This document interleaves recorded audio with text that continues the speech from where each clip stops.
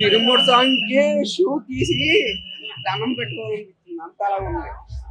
అంటే సర్ప్రైజెస్ ఏమన్నా అన్నారు కదా, పాటలు ఉన్నాయా మరి? సర్ప్రైజెస్ ఉన్నాయి, రివీల్ చేయకూడదు బ్రో. చూసే వాళ్ళు రివీల్ చేస్తే ఇంకా మజా కిక్ ఉండదు. చాలా ఎక్సలెంట్ గా ఉంది, ఎక్సలెంట్ గా ఉంది మూవీ.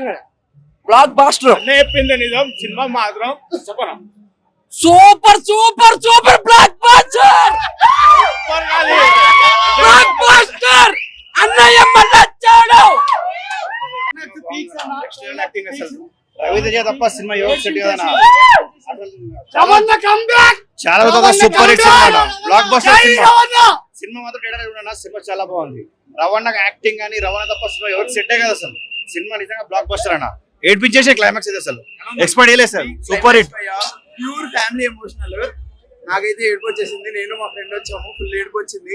రేపు మళ్ళీ నా ఫ్యామిలీతో వస్తా, వాళ్ళకు కూడా చూపిస్తా ఇలాంటి సినిమాలు. ఫ్యామిలీ ఎంటర్టైన్మెంట్స్ ఇంకా రావాలి ఇండస్ట్రీలోకి. మూడు సాంగ్ వచ్చినప్పుడు ఎలా ఉందన్న వైబ్ అది? మల్లెపూల పల్లకి సాంగ్ చాలా వైబ్ బాగుంది. ఇంకొక డీజే వర్షన్ కూడా ఉంది, అది చాలా బాగా అనిపించింది. అన్నిటికన్నా